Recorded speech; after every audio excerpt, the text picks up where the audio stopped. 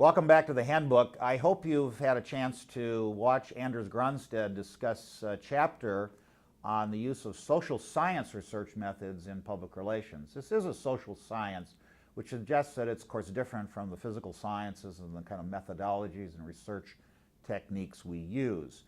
Anders does a wonderful job in his consulting work using these technologies, and you can look for a chapter from him later on the use of three-dimensional virtual meeting space and some more advanced communication techniques. The chapter that I decided to contribute to the new version of the book is something that has intrigued me for many years, and that is really the use of digital tracking of what people are saying about your organization or your CEO or yourself on the web.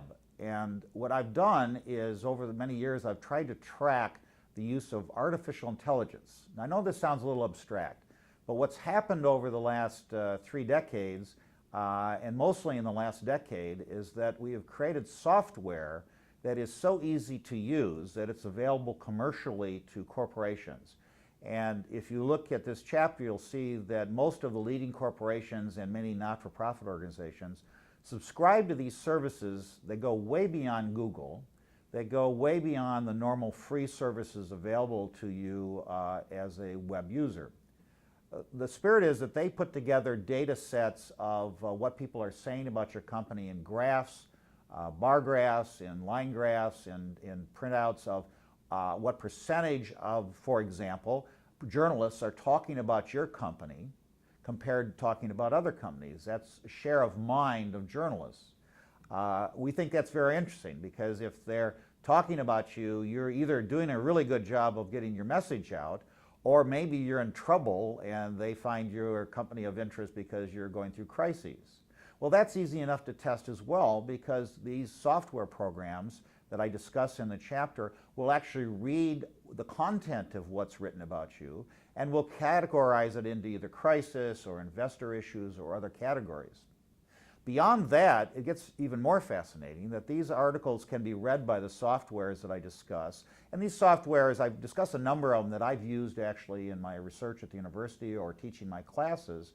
These come and go a little bit. Sometimes they get merged with other companies, and we talk a little bit about that. The data is up to date as of the end of 2011, early 2012.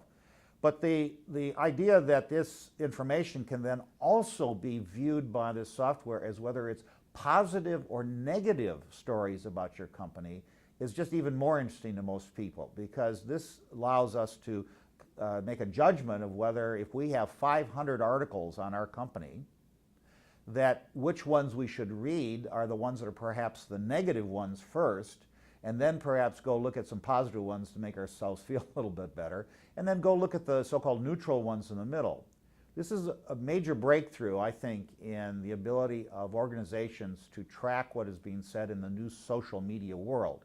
This volume of material that's out there is so substantial that it's become impossible almost to be able to handle it by humans alone. Let me give you an example. One of the sites is about a great company from Wisconsin, Harley-Davidson.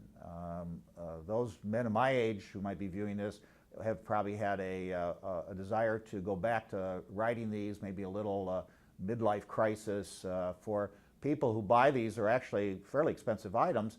They find this cycle very exciting, and the press and the public have always found it a very exciting company to write about. On their 100th anniversary, they had over 1 billion mentions, or sometimes called hits, in the press about their company. Now, a hit is not a very good metric. It's just a simple mention of the company's name, probably in association with the 100th anniversary. But no human could possibly read all this. So they had one of the services that they'd subscribed to do a very careful analysis, looking for problems and trends and positive and negative. And most of it was positive that year. It was the 100th anniversary, and they were celebrating. They were having all kinds of free events and other activities. But they also found out that there were some problems with some issues of the cycle that needed to be reported. So this kind of tracking, even if you only have 1,000 a year or you have 50 a year, some of these systems can be very productive to you to know when there's a trend developing of either people being positive or negative about you, comparing you to some issue that you're not really involved with. There's another quick example. A company was looking at how it was continuously being compared with other organizations that were using genetically modified organisms.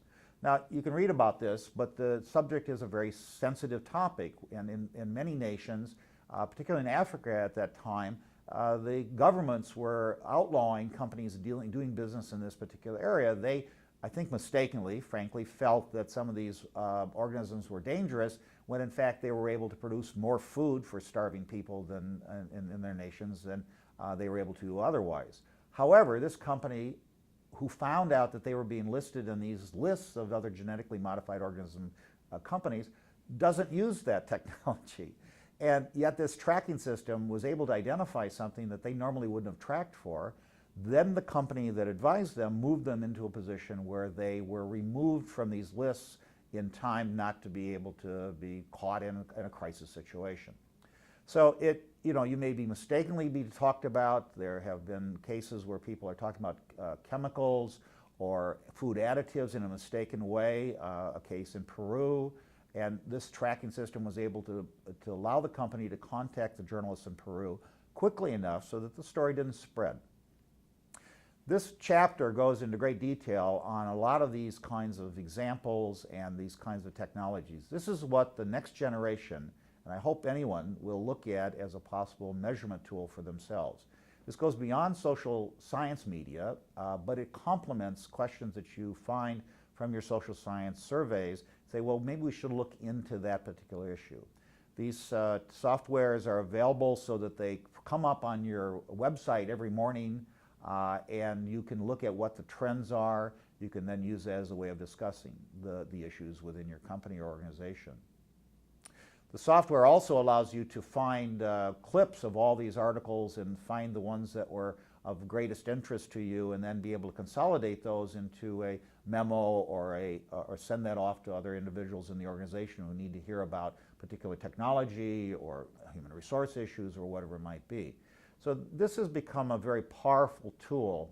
I might just say from a historical point of view, lawyers have used this for many years in what's called LexisNexis, and their ability to then track what's being said at a court decision somewhere in another state other than their own has actually become a legal requirement of that profession. I used a lot of LexisNexis and Westlaw for a doctoral thesis I did on political advertising, and I found this so extraordinarily up to date and so powerful.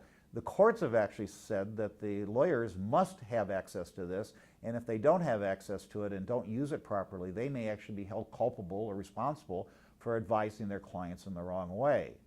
This isn't the case yet in public relations, but I'm going to hold out the possibility that if you could have known or should have known about a particular issue developing somewhere in Thailand or China, where these systems are now reading in local languages the issues about your company, that you as a professional and your company as an organization may be held culpable for not knowing when they could have known about these issues.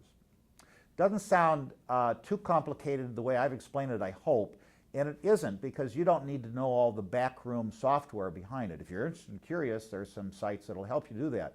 But for the most part, this software is as easy as operating perhaps a PowerPoint or an Excel sheet to some degree, and only it's done for you. As a final comment, I might say that my success with this and teaching my students has got my students into the boardroom more often.